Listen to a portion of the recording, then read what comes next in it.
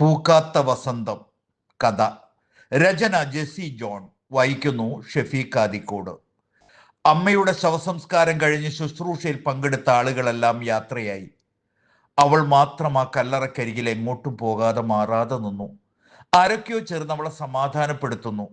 അവൾ പേളി. വിവാഹിതയും 3 പെൺകുട്ടികളുടെ അമ്മയുമാണ്. എങ്കിലും തൻ്റെ അമ്മയ്ക്ക് അവൾ ചെല്ലക്കുട്ടിയായിരുന്നു ഇന്ന് വരെയും. അവളുടെ അമ്മ മാഗി ഈ ലോകത്തോട് വിട പറഞ്ഞു.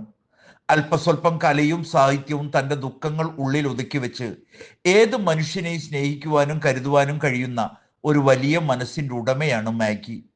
ആരൊക്കെയോ ചേർന്ന് പേളിയെ ചേർത്ത് പിടിച്ച് വീട്ടിലേക്ക് കൊണ്ടുപോയി. തൻ്റെ അമ്മ കിടന്ന കട്ടിന്മേൽ കിടന്ന ഉറക്കെ അവൾ കരഞ്ഞു. ആശ്വാസവാക്കുകൾ അവൾക്ക് അപ്രസക്തമായിരുന്നു. അവൾ കരയട്ടെ. അങ്ങനെയായിരുന്നല്ലോ അമ്മയുടെയും മകളുടെയും ബോണ്ടിങ്. അവൾ പതുക്കെ എണീറ്റ് അമ്മയുടെ ബുക്കുകൾ, ഡയറി എല്ലാം അടുക്കും ചുട്ടയും കൂടി വെച്ചിരിക്കുന്നു. പേളി ആ ബുക്കുകളിൽ വിരലോടിച്ചു. തൻ്റെ അമ്മയെ തലോടും പോലെ ഡയറി അവളുടെ കയ്യിൽ തട്ടി നിന്നു. ആ ഡയറി അവൾ കയ്യിലെടുത്തു. തുറന്നു നോക്കി പേജുകൾ മറിച്ചു. ആ കണ്ണുകൾ വിടർന്നു.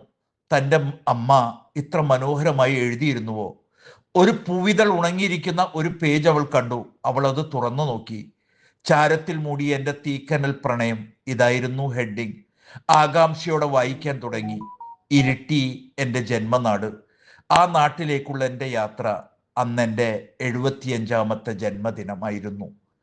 ഇപ്രാവശ്യം AC ബുക്ക് ചെയ്തിരുന്നില്ല. സാധാരണയിൽ സാധാരണക്കാരുടെ കൂടെ വഴിയോര കാഴ്ചകൾ എല്ലാം കണ്ട് യാത്ര ചെയ്യാൻ തീരുമാനിച്ചു. കാണാം വഴിയിലുടനീളം പച്ചപ്പിൻ്റെ പരവതാനി. ചൂളം വിളി കേൾക്കുമ്പോൾ വീടിന് മുറ്റത്തേക്ക് ഇറങ്ങി വന്നിട്ട് അറ്റ തരുന്ന കുസൃതി കുഞ്ഞുങ്ങൾ. അവരോട് യാത്ര പറയാനും എൻ്റെ കയ്യും നീണ്ടു. എൻ്റെ മനസ്സും ശരീരവും പ്രകൃതിയിൽ ലയിച്ചുപോയി. കാരണം പ്രകൃതി എപ്പോഴും എനിക്ക് സംഗീതമാണ്. പ്രഭാത കിരണങ്ങൾ വീണ എൻ്റെ മുടി വെള്ളി പോലെ വെട്ടിത്തിളങ്ങുന്നു. പക്ഷികളുടെ സംഗീതവും കാറ്റിൻ്റെ നിശ്വാസവും എന്നും നമ്മുടെ ഗ്രാമത്തിൽ തന്നെ. അടുത്ത സ്റ്റേഷൻ എത്തിയപ്പോൾ എന്നെ പോലുള്ള പ്രായമുള്ള വൃദ്ധ ദമ്പതികൾ 2 പേർ.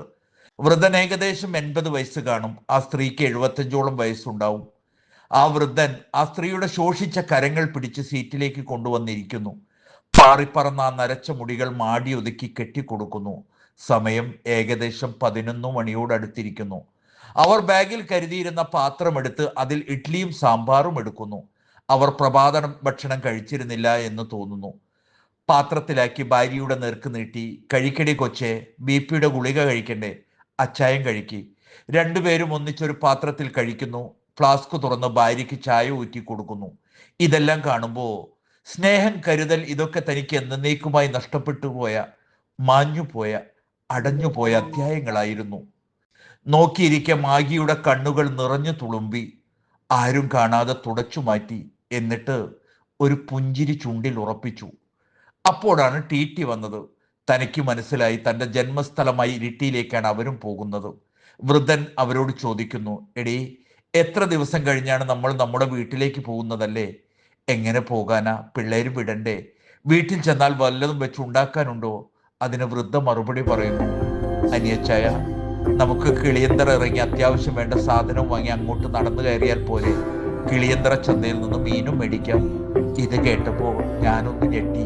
ഒന്ന് പരിചയപ്പെടണമല്ലോ ഇവരെ. ഞാൻ അവരോട് ചോദിച്ചു, കിളിയന്തറയാണോ വീട്?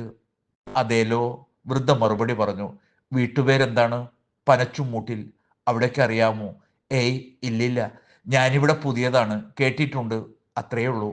ഒരു കാലത്ത് എൻ്റെ മാത്രം ആകണമെന്നാഗ്രഹിച്ച അനിയച്ചായൻ. എൻ്റെ ആദ്യത്തെയും അവസാനത്തെയും പ്രണയം മറന്നുപോയ, അല്ല അല്ലല്ല, മറക്കാൻ ശ്രമിച്ച, മറന്നേ പറ്റൂ എന്ന് വിധിയോട് ആണയിട്ട് പറഞ്ഞ ദിനങ്ങൾ. ഇത് എൻ്റെ മാത്രം വിധി. എനിക്ക് കിട്ടേണ്ട സ്നേഹം, കരുതൽ ഈ കാലം അത്രയും കിട്ടിയ ആ സ്ത്രീയോട് സ്വതസിദ്ധമായ ഒരു കുശുമ്പ് ഈ പ്രായത്തിലും തനിക്ക്. പിന്നെ ഞാൻ അവരുടെ മുമ്പിൽ ഇരുന്നില്ല. അപ്പുറത്തുള്ള സീറ്റിലേക്ക് മാറിയിരുന്നു.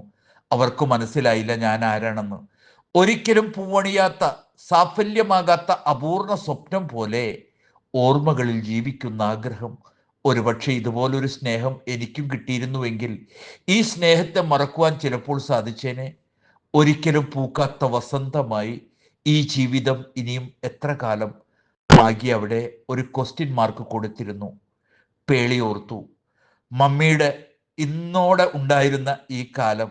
പക്ഷേ ഈ പേളിമോൾ അധികം താമസിയാതെ ഒരു യാത്ര പോകും. ഇരിട്ടിയിലേക്ക്, അവിടെ കിളിയന്തറയിലേക്ക്,